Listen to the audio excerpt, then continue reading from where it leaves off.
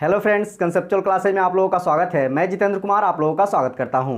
दोस्तों, आज हम लोग मुगल प्रशासन के बारे में पढ़ेंगे।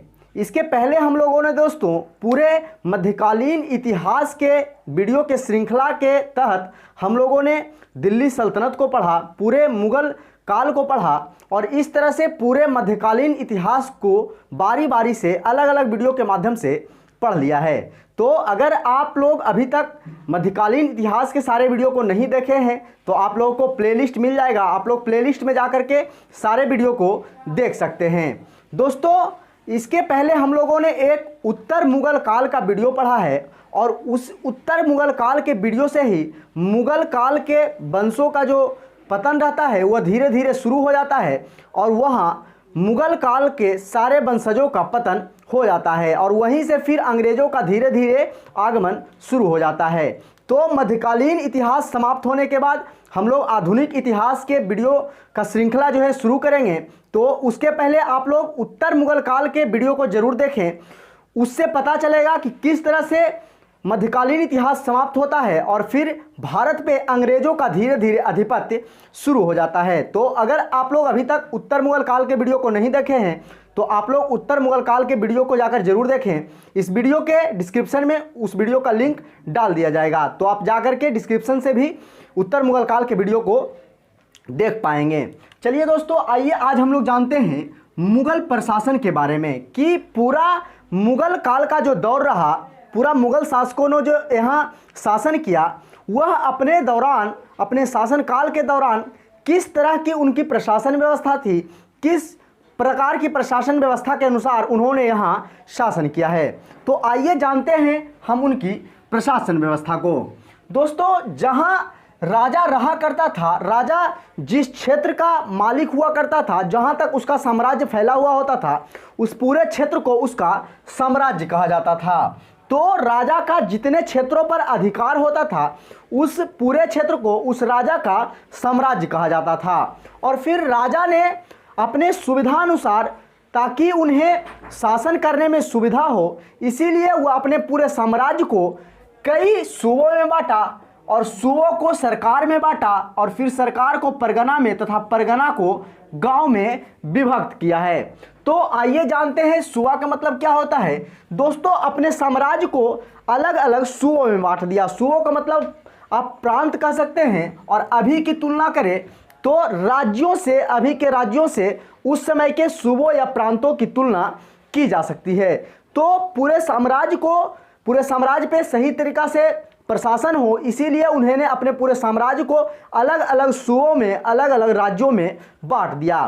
फिर राज्यों को अलग अलग सरकार में बांटा गया, जिसे कि आजकल के जिला से तुलना किया जा सकता है। जैसे कि किसी भी राज्य, अगर हमारा ही राज्य ले लिया जाए तो उस राज्य में कई जिले होते हैं, उसी प्रकार उस समय भी जो राज्य होता था जिसे सूबा कहा जाता था, उसे भी कई सरकार में यानी कि जिला में विभक्त किया गया था। और फिर सरकार को परगना में विभक्त किया गया, जिसकी की तुलना आजकल के प्रखंड से किया जा सकता है। और फिर प्रखंड को या परगना को गांव में बांटा गया, जो कि उस समय की सबसे छोटी प्रशासनिक इकाई हुआ करती थी। तो यहां से एक दो क्वेश्चन बराबर आते रहता है दोस्तों कि मुगल प्रशासन के दौरान सरकार किसे कहा गया। तो उस समय के जिला को जो है वह सरकार के नाम से जाना जाता था।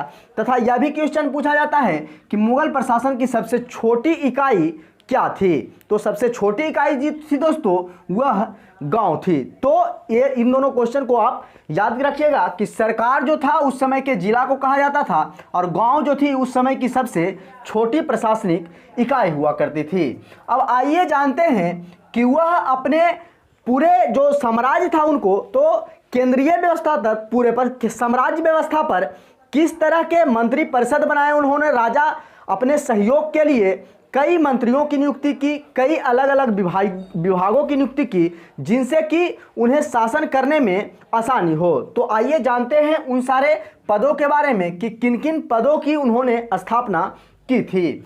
दोस्तों, बादशाह जो होता था, जो कि सुल्तान होता था, वह संपूर्ण शक्तियों का खुद ही मालिक होता था। यानी कि साम्राज्य में कुछ भी होगा, कोई भी व्यवस्था हो या राज्य व्यवस्था हो या वित्त व्यवस्था हो, यानी कि कोई भी व्यवस्था हो तो वह राजा के डायरेक्ट नियंत्रण में होगा और राजा उस पर डायरेक्ट एक्शन ले पाएंगे। तो पूरे जो संपूर्ण शक्तियां होती थी उसके मालिक सुल्तान या बादशाह हुआ करते थे।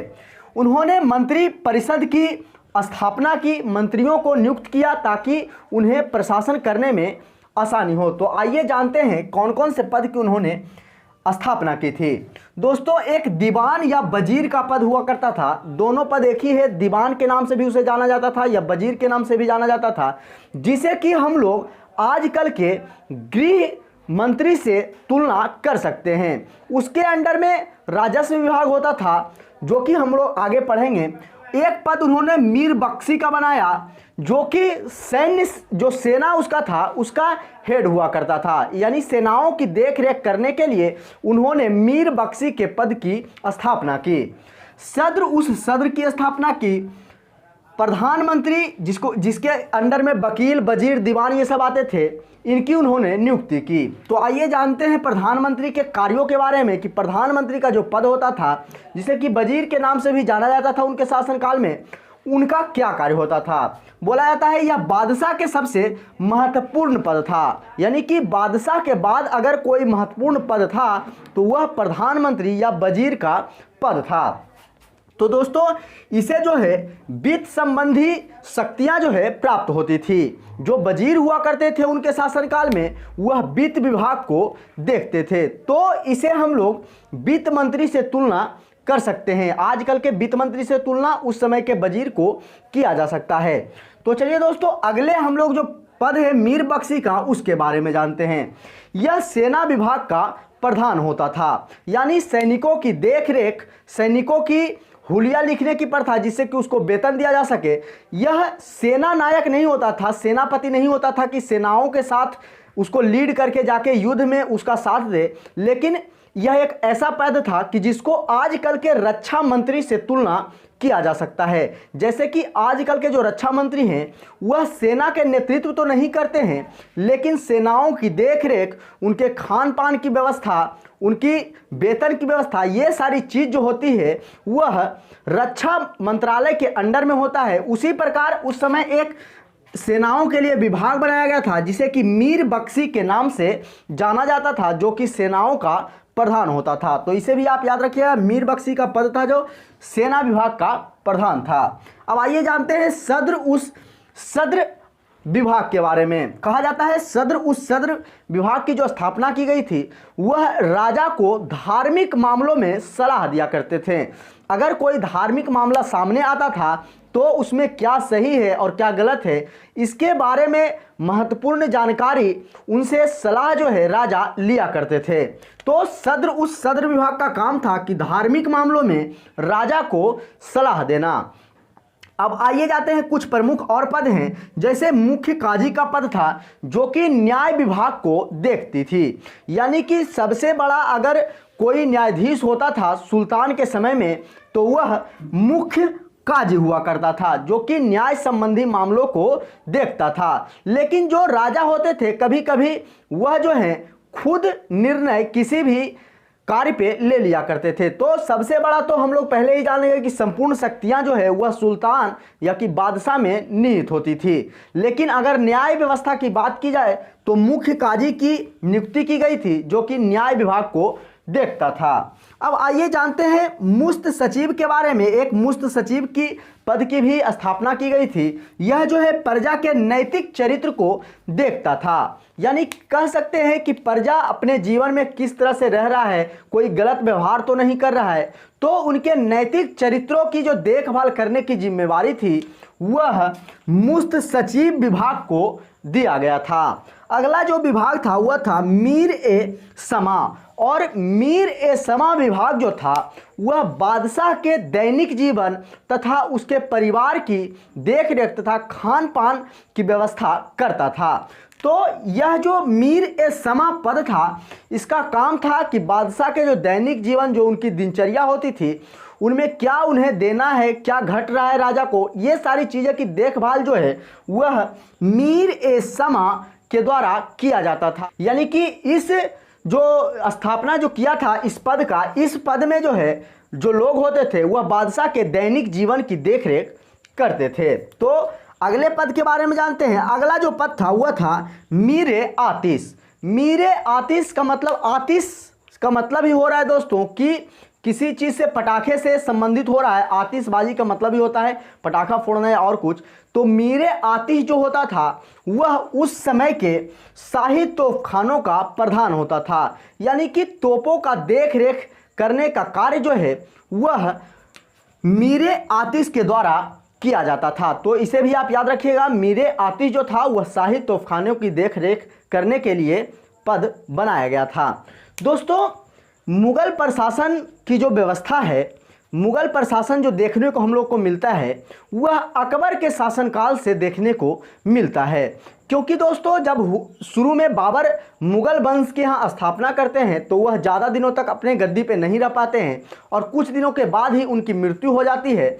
और उनके बाद जब उनका पुत्र हुमायूं गद्दी पे बैठता है तो हम लोगों ने पढ़ा था वीडियो में कि कुछ दिनों के बाद शेरशाह सूरी के द्वारा उन्हें यहाँ से भगा दिया जाता है, उन्हें युद्ध में परास्त कर दिया जाता है और उन्हें सिंध के प्रांतों में भागना पड़ता है। और फिर यहाँ शेरशाह सूरी के द्वारा एक नए वंश सूर वंश की स्थापना कर दी जाती है। तो हुमायूं का जीवन भी लड़खड़ाता गया। फिर बाद में सिंध के क्षेत्रों से आते हैं और फिर से पुनः यह अपना सत्ता हासिल करते हैं। तो इस प्रकार से हुमायूं भी सही तरीक़ा से यहाँ शासन नहीं कर पाए और शासन व्यवस्था को सही तरीक़ा से कायम नहीं कर पाए। और इसके बाद उनका जो पुत्र होता है अकबर, वह एक लंबे समय तक मुगल वंश की सत्ता पे बैठता है और एक लगभग 50 वर्षों का उनका पीरियड होता है शासनकाल का। और उन्हीं के दौरान से जो है मुगल प्रशासन को देखा जाता है। तो मुगल प्रशासन की जो व्यवस्था है वो लगभग अकबर के समय से देखने को मिलता है। तो आइए जानते हैं दोस्तों, एक पद था दरोगा ए डाक चौकी। दरोगा एक डाक चौकी का काम होता था कि वह गुप्त सूचनाओं को राजा के पास पहुंचाते थे तथा साथ ही साथ पत्र का आदान प्रदान जो है इस डाक चौकी विभाग के अंतर्गत जो भी व्यक्ति नियुक्त थे उनके द्वारा किया जाता था। यानी कि पत्रों को यहाँ से दूसरे जगह भेजना या फिर कोई गुप्त सूचना है वह राजा तक पहुँचाना, ये सारी काम जो थी वह डाक चौकी विभाग की थी। तो दरोगा ये डाक चौकी विभाग जो थी वह गुप्तचर विभाग तथा पत्रों का आदान प्रदान काम करने का काम करती थी। तो इसके बारे में भी हम लोग समझा। तो हम लोगों ने देखा दोस्तों कि पूरे साम्राज्य स्तर पर, पूरा जो साम्राज्य होता था उस स्तर पर राजा के द्वारा कौन कौन से पदों की नियुक्ति की गई तथा उनका कार्य क्या था। अब आइए जानते हैं हम लोग कि प्रांतीय स्तर पर उनका प्रशासन व्यवस्था क्या रहा है। वह राज्य स्तर पर, प्रांत स्तर पर, जिसे कि सूबा भी कहा जाता है, उस स्तर पर उन्होंने किन किन पदों की नियुक्ति की, किन किन पदों को बनाया तथा उनका क्या कार्य था। तो आइए जानते हैं प्रांतीय प्रशासन को।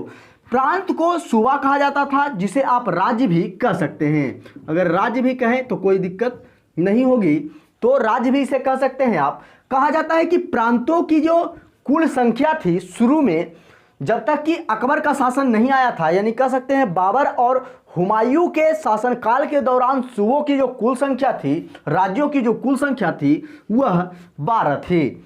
और जब अकबर का समय आता है तो यह लंबे समय तक मुगल वंश की गद्दी पे बैठते हैं और अपने साम्राज्य का विस्तार कई अन्य क्षेत्रों में करते हैं और सूबों की संख्या बढ़कर इनके शासनकाल के दौरान 15 हो जाती है। तो अकबर के शासनकाल के दौरान सूबों की संख्या, राज्यों की संख्या जो है वह 12 से बढ़कर के 15 हो जाती है। फिर जब उसके बाद शाहजहां का पीरियड आता है तो शाहजहां भी एक अच्छे शासक के रूप में यहाँ जाने जाते हैं और अच्छे दिनों तक शासन करते हैं। और उन्होंने भी अपने साम्राज्य का विस्तार किया तथा उनके शासनकाल में अकबर के समय में जो 15 सूबा था उससे बढ़ करके उनकी सूबों की संख्या 18 हो जाती है। तो अकबर के समय में 12 से बढ़कर 15 हुआ था और फिर शाहजहां के समय में 15 से बढ़कर के 18 हो जाता है। और आप लोगों ने पढ़ा था वीडियो में कि सबसे ज़्यादा जो मुगल वंश के विस्तार देखने को हम लोगों को मिलता है वह औरंगजेब के समय में मिलता है। औरंगजेब के समय में लगभग मुगल वंश के जो शासक होते हैं वह लगभग पूरे भारत के क्षेत्रों पर राज्य कर रहे होते हैं।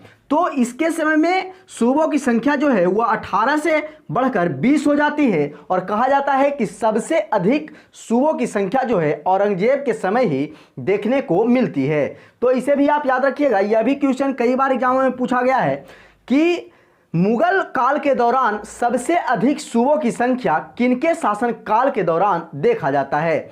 तो औरंगजेब के शासन के दौरान सबसे ज़्यादा सूबों की संख्या देखने को मिलती है, जो कि 20 सूबा रहता है औरंगजेब के शासन के दौरान। तो हम लोगों ने देखा कि अकबर के समय 15 हो जाता है, फिर उसके बाद शाहजहां जो आते हैं तो उसके समय 18 और फिर औरंगजेब के समय 20 हो जाता है। तो सारी चीज़ों को हम लोगों ने देखा। अब आइए जानते हैं कि प्रांतों में कौन कौन से महत्वपूर्ण पद की नियुक्ति की गई थी। तो प्रांतों में जो दोस्तों सूबेदार की नियुक्ति की गई थी, जो सूबे का प्रमुख होता था। सूबेदार से अर्थ ही निकल रहा था कि सूबे का देख रेख करने वाला, यानी सूबा जिसे कि राज्य भी कहा जाता था, तो उसका जो प्रधान होता था वह सूबेदार होता था। तो इसे भी आप याद रखिएगा कि सूबेदार जो होता था वह प्रांत का प्रधान होता था, राज्य का प्रधान होता था। फिर अगर बात किया जाए तो अगला पद जो था वह था दीवान, जो कि सूबे का वित्त अधिकारी माना जाता था और वह वित्त विभाग को देखता था। यानी कि राज्यों में जो है वित्त विभाग को देखने का काम जो है वह दीवान के द्वारा किया जाता था और कहा जाता है कि दीवान जो रहते थे वह डायरेक्ट केंद्र के दीवान के अंडर में रहते थे, उन्हीं के अंडर में डायरेक्ट काम करते थे। जो भी पैसा आता था राज्यों के क्षेत्रों में वह डायरेक्ट जो है केंद्र के दीवान को सौंप दिया करते थे। तो दीवान का जो पद था वह वित्त विभाग को राज्यों के क्षेत्रों में देखता था। एक था बख्शी का पद, जो कि सूबे में सेना का प्रधान होता था। जो पूरा साम्राज्य में सेना का प्रधान होता था उसे मीर बख्शी कहा गया, जबकि जो राज्यों में सेना का प्रधान होता था उसे बख्शी कहा गया। तो यह राज्य स्तर पर सेना को किस तरह से युद्ध लड़ना है, सेना की देखरेख, उनकी वेतन किस प्रकार से देना है, तो ये सारी की चीज़ों की जो देखरेख है वह बख्शी के द्वारा किया जाता था। तो इसे भी आप याद रखिएगा। अब आइए जानते हैं कि जिला स्तर पर, जिसे कि सरकार भी कहा जाता था मुगल प्रशासन के दौरान, उस स्तर पर इन्होंने किस प्रकार की प्रशासनिक व्यवस्था कर रखी थी। तो आइए उनके बारे में जानते हैं। तो जिला का जो प्रधान होता था वह फौजदार होता था और फौजदार के द्वारा ही जिले की सारी व्यवस्था की देखरेख की जाती थी।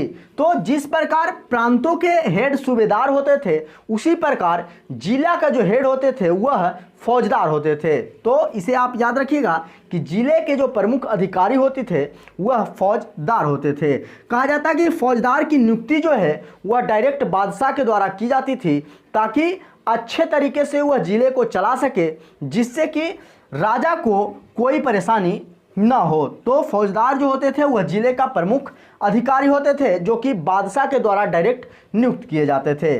कहा जाता है कि जिला स्तर पर भी जिस तरह से सूबा स्तर पर और साम्राज्य स्तर पर जिस तरह से न्याय व्यवस्था थी शांति करने के लिए और अलग अलग पद की नियुक्ति की गई थी, उसी प्रकार से जिला स्तर पर भी अन्य पदों की नियुक्ति की गई थी। तो इसे भी आप याद रखिएगा कि ठीक सूबे के तरह ही जिलों में भी न्याय व्यवस्था थी, प्रशासन व्यवस्था थी, राजस्व व्यवस्था थी, वित्त व्यवस्था थी। तो ये सारी चीज़ें जिले स्तर पर भी थी। अब आइए जानते हैं परगना स्तर पर क्या उसका प्रभाव था। तो परगना स्तर पर जो हेड होता था उसे सिकदार कहा जाता था। तो परगना का जो हेड होता था उसे सिकदार कहा जाता था। और आप लोगों ने देखा कि जिला के हेड को फौजदार, सूबे के हेड को सूबेदार तथा फौजदार जो है जिले के हेड को और परगना के हेड को सिकदार कहा गया। तो ये सारी चीज़ें हम लोगों ने देखा। अब आइए जानते हैं कि मुगल प्रशासन के दौरान जो सबसे छोटी इकाई गांव थी उसकी क्या व्यवस्था थी। तो गांव की व्यवस्था को हम लोग देखते हैं। कहा जाता है कि गांव की जो व्यवस्था थी वह ग्राम पंचायतों के माध्यम से चलता था। राजा यहाँ डायरेक्ट हस्तक्षेप नहीं करते थे और नहीं चाहते थे कि वह गांव में ज़्यादा अपना दबाव बनाए और गांव वाले उनसे ज़्यादा परेशान हो, इसीलिए इन्हें ग्राम स्तर पर ही छोड़ दिया जाता है और कहा जाता है ग्राम पंचायतों के द्वारा ही यहाँ देख रेख की जाती है। और जो ग्राम पंचायत के जो प्रमुख होते थे वह राजा के नियंत्रण में कार्य करते थे। तो इसे भी हम लोग याद रखेंगे। गांव के जो प्रधान होते थे उसे चौधरी या मुकद्दम कहा जाता था। तो इसे भी आप याद रखिएगा कि गांव के जो प्रधान होते थे उसे चौधरी या मुकद्दम के नाम से जाना जाता था। अब आइए जानते हैं कि गांव में एक पद होता था पटवारी की, जो कि आजकल भी प्रचलित है, पटवारी का पद। पटवारी का पद जो था वह गांव के क्षेत्रों में राजस्व विभाग को देखता था, यानी कि टैक्स वसूलने की जो प्रथा थी, तो टैक्स वसूलने का कार्य, ये सारी कार्य जो थी वह पटवारी के द्वारा किया जाता था। तो इसे भी आप याद रखिएगा कि गांव में एक पटवारी पद हुआ करता था जो कि राजस्व विभाग को देखा करता था। अब आइए जानते हैं कि मुगल काल के दौरान उनकी सैन्य व्यवस्था क्या रही, किस तरह से उन्होंने अपनी सेना के लिए व्यवस्था किया और किस किस प्रकार की सेना जो है मुगल काल में देखने को मिलता है। तो आइए उनकी सैनिक व्यवस्था को हम लोग देखते हैं। कहा जाता है कि उनकी सैनिक व्यवस्था जो थी, उनकी सेना में जो सबसे अच्छी सेना थी वह घुड़सवार सैनिक को माना जाता था। और कहा जाता है कि सबसे ज़्यादा घुड़सवार सैनिक जो है राजा अपने शासन के दौरान अपने पास रखते थे। और कहा जाता है घुड़सवार सैनिक जो थे वह सबसे प्रमुख होते थे, जो कि कई युद्धों को जो है राजाओं को जीतने में मदद करती थी। और मुगल काल के दौरान दो अस्पा तथा सिंह अस्पा की प्रथा भी चलाई गई थी। तो यह भी देखने को मिलता है, दो अस्पा में उन सेनाओं को जाना जाता था जो कि घुड़सवार जो सैनिक होते थे, जितने की सैनिक घोड़ा पे सवार हो सकते थे उससे दुगना घोड़ा रखने वाले को दो अस्पा, तथा जितने सैनिक सवार होने वाले थे घोड़ा पे उससे 3 गुना ज़्यादा घोड़ा रखने वाले सैनिक को सिंह अस्पा के नाम से मुगल काल में देखा जाता है। तो दो अस्पा तथा सिंह अस्पा की प्रथा की प्रचलन भी मुगल काल के दौरान किया जाता था। अब उनके पैदल सेना के बारे में जानते हैं। उनका जो पैदल सेना था वह शमशीरबाज तथा बंदूकची के रूप में जाना जाता था। शमशीरबाज जो था वह तलवार लिए रहता था और तलवार लेकर के वह पैदल सेना होती थी और तलवार लेकर के वह युद्ध लड़ते थे, तथा बंदूकची जो होते थे वह पैदल सेना में बंदूक लिए रहती थी और बंदूक से युद्ध लड़ा करती थी। तो शमशीरबाज तथा बंदूकची 2 प्रकार की सेना जो है मुगल काल में पैदल सेना के अंतर्गत देखने को मिलता है। अब कहा जाता है कि हाथी पे सवार सैनिक भी होते थे, जिसे कि हाथी सेना के नाम से जाना जाता था उनके शासनकाल में। कहा जाता है कि यह हाथी सेना का प्रयोग जो है कुचलवाने के लिए, व्यक्तियों को, बड़े बड़े खंभों को तोड़ने के लिए तथा युद्ध को आसानी से जीतने के लिए, युद्ध में जो बहुत मात्रा में भीड़ थी उसमें भगदड़ मचाकर भीड़ को तितर बितर करने के लिए इस हाथी सेना का प्रयोग करते थे। और कहा जाता है कि मुगल काल के दौरान लगभग 50,000 हाथी सैनिक देखने को मिलता है। तो इसे भी आप याद रखिएगा, लगभग 50,000 हाथी सेना जो है वह मुगल शासकों के पास थी। अब आइए जानते हैं उनके एक प्रमुख हथियार के बारे में, जो कि तोपखाना था, जो कि बाबर के समय से ही शुरू हो जाता है। और कहा भी जाता है कि बाबर जो है तोपों के बल पर ही वह युद्ध जीत पाया था और यहाँ मुगल वंश कायम कर पाया था। तो तोपखाना जो था उसका एक प्रमुख अस्त्र था। तोपों का प्रयोग करना मुगल शासकों का एक प्रमुख अस्त्र रहा है, जिससे कि वह कई सारे युद्ध जो है जीते हैं। तो तोपखाना भी उसका एक लड़ने का तरीका था, जिसमें तोपखाना भी आता था। कहा जाता है कि मुगल शासकों के पास नौसेना भी देखने को मिलती है, लेकिन नौसेना उनकी उतना मजबूत नहीं होता है। कहा जाता है कि जब उत्तर मुगल काल में हम लोग पढ़ रहे थे, तो जब कहा जाता है कि बंगाल की खाड़ी के क्षेत्रों में पुर्तगालियों के द्वारा तथा उत्तर पश्चिमी सीमा पर अंग्रेजों डाकुओं के द्वारा जब समुद्र क्षेत्रों में लूट लिया जाता था इनका जहाज, तो यही नौसेना को भेजकर तथा अपनी सेनाओं को भेजकर वहां उसे खदेड़ते हैं तथा उस क्षेत्र पर यह अधिकार जमा पाते हैं। तो नौसैनिक भी कुछ देखने को मिलते हैं मुगल प्रशासन के दौरान, लेकिन उतना ज़्यादा मात्रा में यह देखने को नहीं मिलते हैं। तो हम लोगों ने देखा कि उनकी सैन्य व्यवस्था क्या थी, किस प्रकार के सैनिक जो है उनके शासनकाल के दौरान रहता था। और कहा जाता है सैनिकों के लिए यह भी हुलिया लिखवाने का कार्य करते थे, और उसी हुलिया के अंतर्गत जो है मीर बख्शी के द्वारा फिर उस हुलिया पे साइन किया जाता था और फिर तब सेना को वेतन दिया जाता था। तो ये सारी प्रथा जो है मुगल प्रशासन के दौरान सैनिकों के लिए देखने को मिलता है। अब आइए जानते हैं कि राजस्व व्यवस्था क्या थी, किस प्रकार से वह जो है टैक्स वसूला करते थे अपने शासनकाल में, तो ये सारी चीज़ों को देखते हैं। कहा जाता है कि मुगल प्रशासन के दौरान राजस्व का जो सबसे बड़ा स्रोत था, आय का जो सबसे बड़ा स्रोत था, वह था राजस्व आय, मतलब कि भूमि से जो कर आता था वही जो है सबसे बड़ा स्रोत था। भूमि पर सबसे ज़्यादा टैक्स लिया जाता था और कहा जाता है कि उस समय में भूमि ही ज़्यादातर हुआ करती थी, व्यापार तो उतना हुआ नहीं करता था, तो भूमि से ही राजा को सबसे ज़्यादा आय आया करती थी, जिससे कि वह अपनी प्रशासन व्यवस्था को सुचारू ढंग से चला पाता था।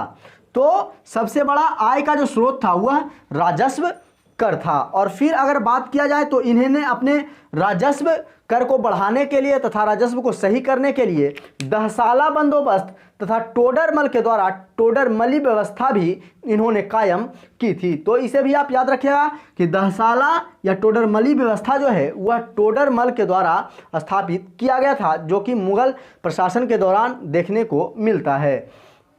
कहा जाता है, अगर इनके टैक्स के बारे में कहें तो कहा जाता है कि लगभग कुछ शासकों के पीरियड के दौरान टैक्स जो है 1/2 से 1/3 के बीच में देखने को मिलता है। लेकिन कहा जाता है कि औरंगजेब के समय जो है वह टैक्स को बढ़ाकर 2/3 कर दिया जाता है। तो इसे भी आप याद रखिएगा कि औरंगजेब के शासनकाल के दौरान जो है 2/3 बढ़ा करके कर दिया जाता है। तो कई शासकों के बीच 1/2 देखने को मिलता है, 1/2 से 1/3 तक, लेकिन औरंगजेब के शासनकाल के दौरान यही टैक्स को बढ़ाकर 2/3 कर दिया जाता है। तो इसे भी आप याद रखिएगा। अब आइए जानते हैं कि भूमि का प्रकार क्या था, किस प्रकार की भूमि जो है मुगल प्रशासन के दौरान देखने को मिलती है। तो एक थी पोलज भूमि। पोलज भूमि उस भूमि को कहा जाता था जिस भूमि पर प्रति वर्ष खेती हुआ करती थी और प्रति वर्ष राजा के द्वारा टैक्स लिया जाता था। तो उस प्रकार के भूमि को जिस पर कि प्रति वर्ष खेती होती थी उसे पोलज भूमि के नाम से जाना जाता था। अब आइए उसके बाद जानते हैं हम लोग प्रति भूमि के बारे में। प्रति भूमि मुगल प्रशासन के दौरान उस भूमि को कहा गया जिस भूमि पर 1 साल प्रति छोड़कर उस पर खेती की जाती थी और अनाज उपजाया जाता था। तो 1 साल प्रति छोड़कर उस पर शासन करने की प्रक्रिया जिस भूमि पर थी उसे प्रति भूमि के नाम से जाना जाता था और 1 साल के बाद ही प्रशासन के द्वारा यहाँ टैक्स लिया जाता था। तो इसे भी आप याद रखिएगा। एक थी चाचर भूमि। चाचर भूमि जो थी उस पर कहा जाता है कि 4 वर्षों तक उस भूमि को प्रति छोड़ दिया जाता था, उस पर खेती नहीं किया जाता था और 4 सालों के बाद 1 साल उस पर खेती किया जाता था। तो वैसी भूमि जिस पर 4 वर्षों के बाद 1 वर्ष खेती की जाए उस भूमि को चाचर भूमि के नाम से मुगल काल के दौरान जाना जाता था। आइए जानते हैं बंजर भूमि के बारे में। बंजर भूमि उस भूमि को कहा गया जिस पर कि कोई भी फसल नहीं उपजाया जाता था।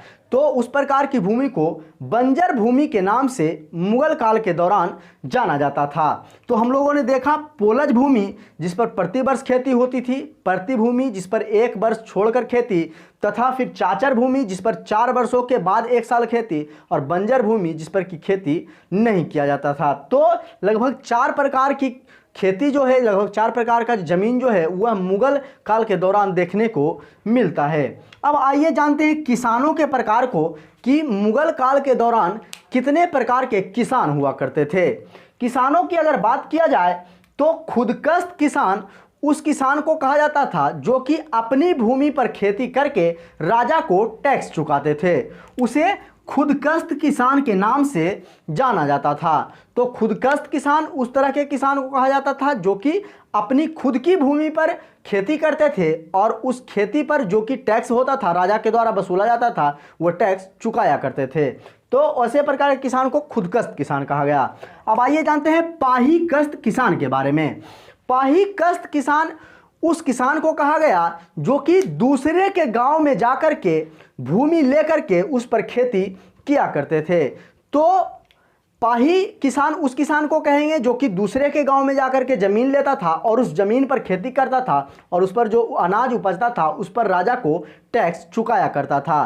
तो वैसे किसान को पाही कस्त के नाम से जाना जाता था।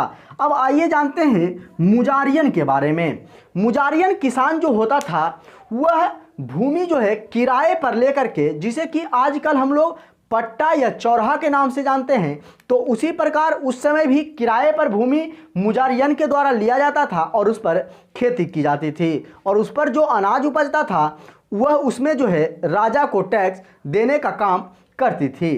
तो मुजरियान का काम था कि भूमि किराए पर लेना और उस पर खेती करना। तो तीनों किसानों को हम लोगों ने समझा।